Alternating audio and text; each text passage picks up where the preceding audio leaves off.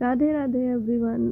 तो आज है दिवाली और मैं सुबह सुबह रेडी होकर नहा धोकर मैं हो चुकी हूँ तैयार। तो यहाँ पे खाना बना रही हूँ।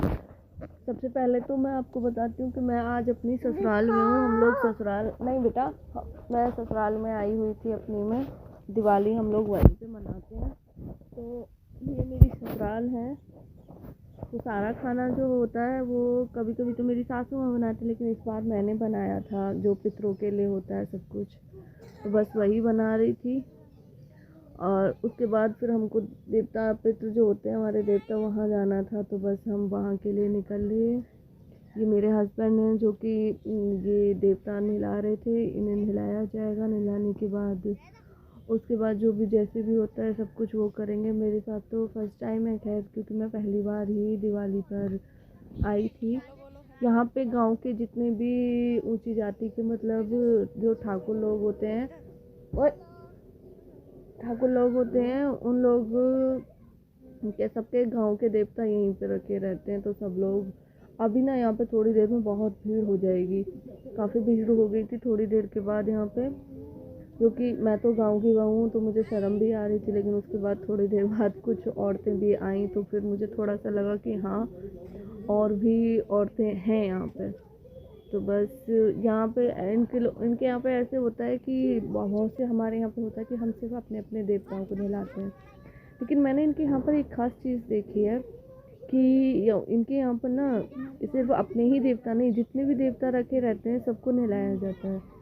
तो बस मेरे हस्बैंड नहलाकर फिनिश हो चुके हैं। सबको नहला दिया, सारे देवता नहला चुके हैं। तो अब यहाँ पर वो जोत करेंगे, क्योंकि अंगारी है तो वो हाथ से उठाने की कोशिश कर रहे हैं। मैं उनसे मना कर रही थी कि हाथ से मत उठाओ, ऐसे ही उठा कर रख दो। तो वो अंदर रखनी थी उनको, तो इस वजह से उन्होंने ऐसे ही उठाया हाथ से। वो मना कर रहे थे, कह रहे थे कि नहीं मैं हाथ से ही उठाऊँगा। उन्होंने उठाया। हवा बहुत तेज़ चल रही थी जिसकी वजह से दिया भी नहीं जल पा रहा था। तो बहुत मुश्किल से दिया जला था। दिया जलने के बाद उसके बाद इन्हें भोग लगाना था।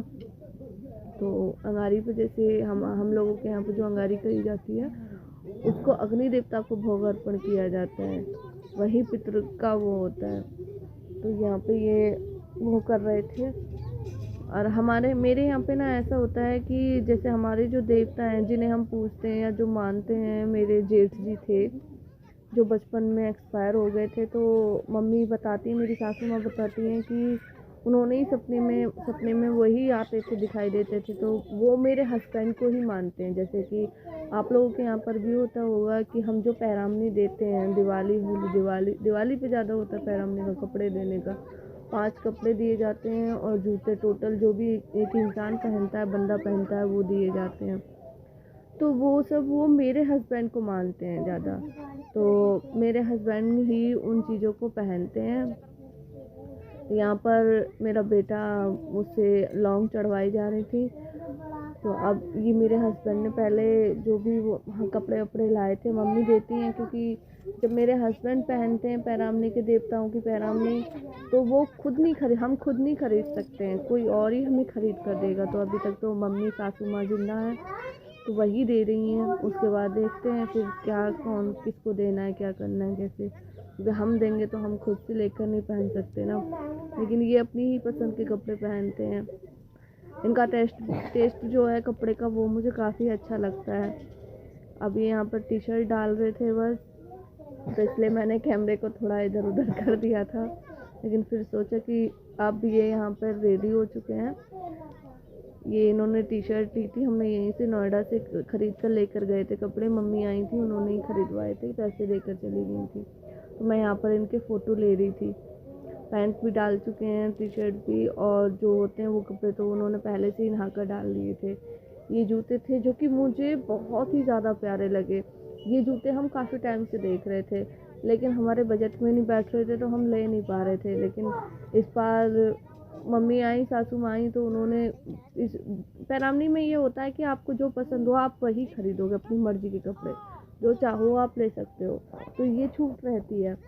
तो इन्होंने फिर यही पसंद किए थे, तो इनको यही दिलवाए गए। और जब ये घर लेकर आए थे, मैं साथ में गई थी, तो मैं बहुत खुश हुई देखकर।